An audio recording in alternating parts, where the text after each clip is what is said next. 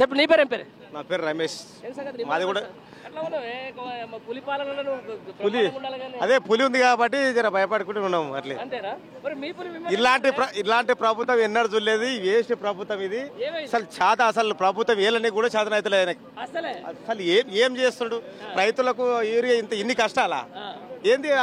కేసీఆర్ ఉన్నప్పుడు ముందే అక్కడికి వెళ్ళి యూరియా మొత్తం స్టాక్ తెప్పించి పెట్టిండు. రైతులకు ఎలాంటి ఇబ్బంది కావద్దు, ఈ రైతు ప్రభుత్వం అని చెప్పి ఎలాంటి ఇబ్బంది కాకుండా ముందే అసలు టన్నులు అసలు యూరియా తెప్పించాడు.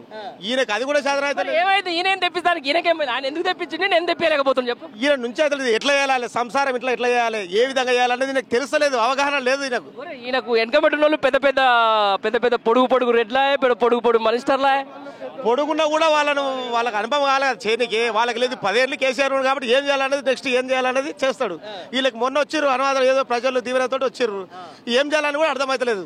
ఏం చేసినా కూడా ఈయన నుంచి కాదు.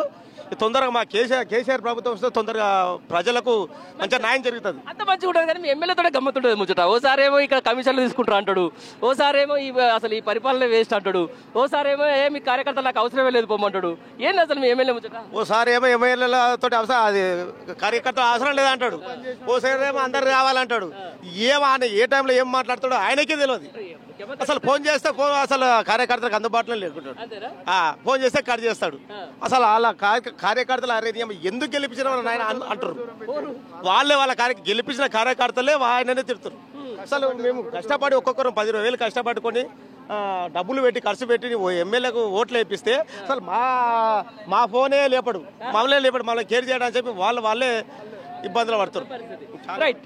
ఏంటో ఓ వైపు పాలమూరు రంగారెడ్డి ప్రాజెక్ట్ ఏమో 95% పూర్తయింది.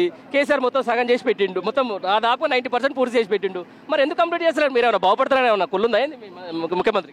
కుళ్ళు కాదు. అసలు కేసీఆర్ ఎన్నో ప్రాజెక్టులు కట్టాడు, రైతులకు ఇబ్బంది కాకుండా, సాగునీరు కొరకు ఇలాంటి ఇబ్బంది రాకుండా ఎన్నో ప్రాజెక్టులు కట్టాడు. ప్రాజెక్టులు అంటే ఈయన చేనికే ఇబ్బంది పడుతుంది, చేస్తలేడు. మరి కాళేశ్వరం సిబిఐ విచారణ పెట్టిండంట, కేసీఆర్ అరెస్ట్ చేస్తాడు. ఏం సిబిఐ అన్న అసలు ఇప్పుడు కేసీఆర్ మీద ఎట్లా దుమ్మెత్తిపోయాలనేది ఏదో ఒకటి తీసి ఆయన మీద వేస్తుండు అంతే తప్ప ఇలాంటిది లేదు. కేసీఆర్ మంచి చేసిండు, ఆయన మళ్ళా రావాలి. ఆయన వస్తేనే తెలంగాణ ప్రజలకు ప్రశాంతంగా ఉంటే అన్ని ఇబ్బంది లేకుండా. రైట్. పెద్ద మనిషి రావే. ఏం పేరు? నీ పేరు చెప్పు. వెంకటరెడ్డి. ఏ ఊరు నుంచి వచ్చినావు? ఊరుకొండ మండల్. నర్సంపల్లి. ఎట్లా ఉంది మన రెడ్డి సాబ్ పులి? బాగుంది, చెప్పవలసిన పనే లేదు, ఫుల్ ఉంది. అంత రుణమాఫీ 10 రూపాయలు పెట్టి 100 రూపాయలు చేసిన అంటాడు. అందులో చేసింది చారణ భాగం కూడా కాదు. చేసినా అని చేతులు చేసినా అందరికి రుణమాఫీ చేసిన ఇంకా అయిపోయింది, ఇంకేముంది. అంతే కదా మరి. అంతే, ఏం లేదు. కేసీఆర్ పరిపాలన న్యాయమే, బాగానే ఉంది. కానీ రేవంత్ రెడ్డి పరిపాలన రుణమాఫీ ఒక చారణ భాగం చేసి 1.5 రూపాయల భాగం చేసిన మొత్తం అయిపోయినాయి అని చెప్తున్నాడు. ఏం రాజకీయమా ఈ కథ? ఏమన్నా రాజకీయం ఇదేమన్నా? ఇప్పుడు కాళేశ్వరం మీద చెప్పి ఏం లాభం? అన్ని దొంగ మాటలే. ఏంది మీకు కనిపిస్తలేదా? నేను చెప్పేదేంటి మీకు కనిపిస్తలేదా? ప్రజలకు కనిపిస్తుంది, మీకు కనిపిస్తుంది, అందరు చూస్తూనే ఉండరు, అందరు కనిపెడతానే. కాళేశ్వరం గురించి కాళేశ్వరం ఏముంది, అది పోతే పోవచ్చు, ఇంత చేపిస్తే అయిపోతుంది కదా. ఆ రాధాంతం ఎందుకు? చేపిస్తే అయిపోతుంది. ఓ 10 అవుతాను 5 రూపాయలు కావచ్చు, చేపిస్తే అయిపోతుంది కదా. రాధాంతం పెట్టి ఇంకంతా ప్రజలని పూర్తిగా ఇది చేసిండ్రు. పెద్ద మనిషి మీ పేరు? ఏం పేరు? నా పేరు శ్రీనివాసరెడ్డి. రైతు నేను. రైతా? నాకు 10 ఎకరాలు ఉంటుంది. ఏముంది, అంత దొంగ పరిపాలన.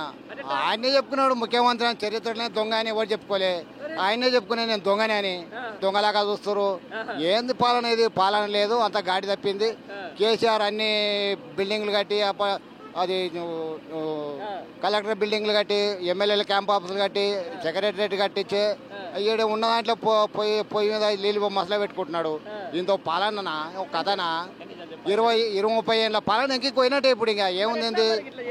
జనాలు ఏదో ఈ దొంగ మాటలు నమ్మిర్రు, దొంగ హామీలు నమ్మిర్రు. రేపు పొద్దున స్థానిక సంస్థల ఎన్నికలు కూడా మళ్ళీ దొంగ మాటలు చెప్తారు. అప్పుడు ఇప్పుడు నమ్మరుగా ఇక జనాలు ఏం నమ్ముతారు? ఇక అయిపోయింది. ఇక ఏంది బండాలం బయట పడ్డది.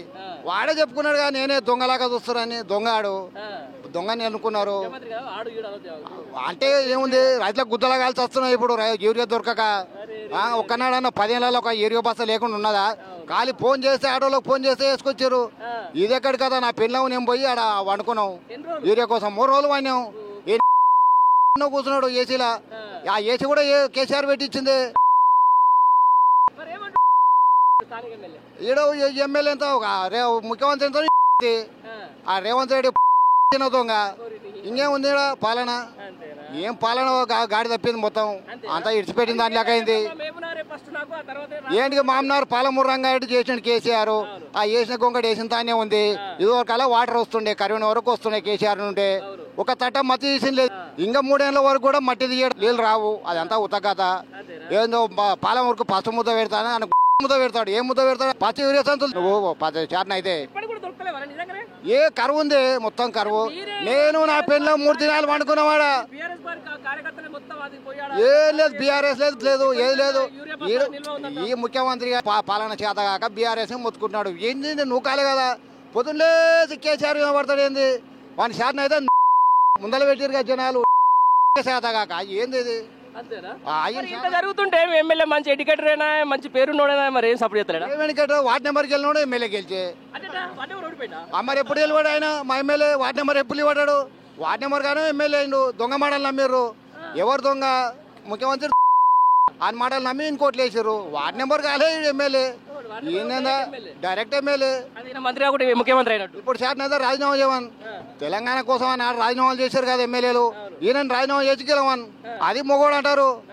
ఏందో ఉత్తమ మాటలు చెప్పి అది గెలిచినట్టు కాదు. అది అంతా వేస్తూ పాలనేది అయిపోయి. ఇప్పుడు రాజీనామా చేస్తే గెలిచినట్టు. మళ్ళీ వచ్చేసారు, మళ్ళీసారి వచ్చారా? ఇక మళ్ళా కాంగ్రెస్ కు ఓటు అనేది వేస్తే చెప్పు తీసుకొని కొట్టుకుంటాం కాదు. ఇంకోటి అదే అయినట్టే బొందలవన్నట్టు అది.